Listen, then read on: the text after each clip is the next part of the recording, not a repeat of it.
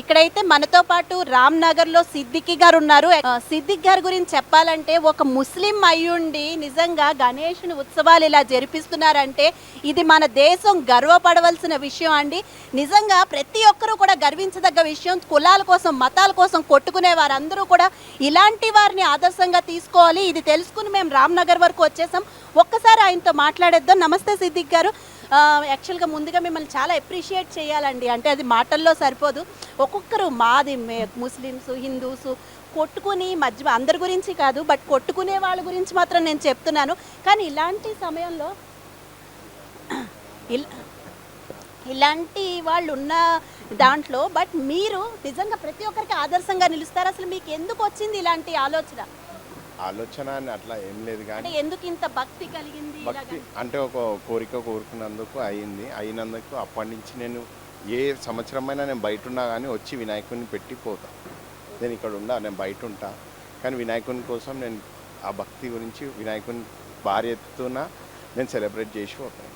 అంటే మీరు ఇలా సెలబ్రేట్ చేస్తున్నారు కదా, మీకు మీ వాళ్ళు కానీ ఎవరైనా సరే ఎందుకు నువ్వు ఇలాంటి వాటిలోకి వెళుతున్నావు అని ఎప్పుడైనా అబ్జెక్షన్ పెట్టారా మీకు? లేదు, ఎవ్వరు లేదు. వాళ్ళు కూడా వచ్చి నాతో కలిసి తీసే రోజు కానీ తెచ్చే రోజు కానీ ఇప్పుడు అన్నదానంలో కూడా ఉన్నారు అందరు. వాళ్ళు అస్సలు నన్ను ఫుల్ వాళ్ళు కూడా నాకు సపోర్ట్ చేస్తారు. అంటే ఇప్పుడు మీరు చాలా గ్రాండ్గా చేస్తున్నారు కదా, మీ వెనకాల ఉన్న సపోర్ట్ ఎవరండి? ఇవాళ అయితే చాలామంది మినిస్టర్స్, ఎమ్మెల్యేలు, కమిషనర్స్ ఇలాంటి వాళ్ళందరూ వస్తున్నారు. అంటే మీ సపోర్ట్ ఎవరు? మీకు ఇలా ఇవన్నీ చేయడానికి ఉన్న సపోర్ట్ ఎవరు? ఇంకా పాలిటిక్స్ ఉంది, ఇంకా మెయిన్ థింగ్ నా ఫ్రెండ్సే. వాళ్ళు ఉంటేనే నాకు అంత బ్యాక్ సపోర్ట్ చాలా ఎక్కువ ఉంటుంది. అసలు ఎంతమంది వచ్చారండి ఇవాళ? ఇలా నేను 4000 మెంబర్స్ కొనిపించాను. ఇప్పుడు ఎన్ని అడుగులు ఉంది మన గణేశుడి గురించి మాట్లాడుకుంటే? 20 అడుగులు ఉందండి. 20 అడుగులు. ప్రతి సంవత్సరం పెంచుతున్నారా లేకపోతే ఇంతేనా? ఇంతే. స్పెషల్ ఏంటంటే ice moment, year moment, snakes moment ఉన్నాయి ఈ ఇయర్ కొంచెం అవన్నీ మూమెంట్స్ వచ్చి కొత్తగా పెట్టారు.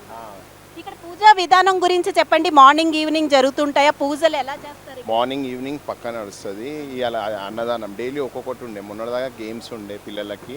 ఇవాళ అన్నదానం, రేపు హారతి ఉంది. అన్నదానానికి ఎంతమంది వస్తారు ఈరోజు? 4000 మెంబర్స్. 4000 మెంబర్స్ అంటే అడిగిన వారికి లేదనకుండా పెడతారన్నమాట. ఇప్పుడు 5 వరకు నడుస్తుంది. 5 వరకు అలా అన్నదానం చేస్తూనే ఉంటారా? 5 వరకు. ఇంకోటి లడ్డు వచ్చేసి 369.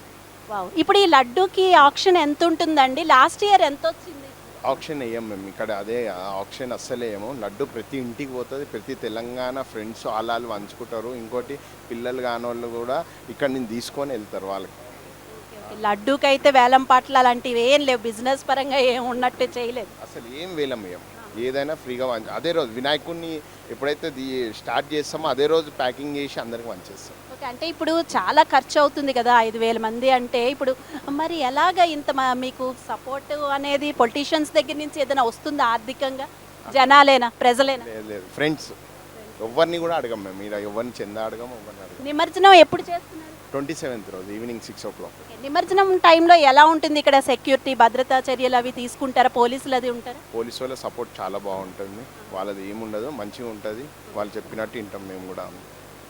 థ్యాంక్ యూ సో మచ్ అండి. మిమ్మల్ని చాలామంది ఆదర్శంగా తీసుకోవాలి. మళ్ళీ చెప్తున్నాను, ఇలాంటి వారిని చూసి మత సామరస్యం అనే పదాన్ని మీరు నిజం చేయాలి. మతాల కోసం దయచేసి కొట్టుకోవద్దు.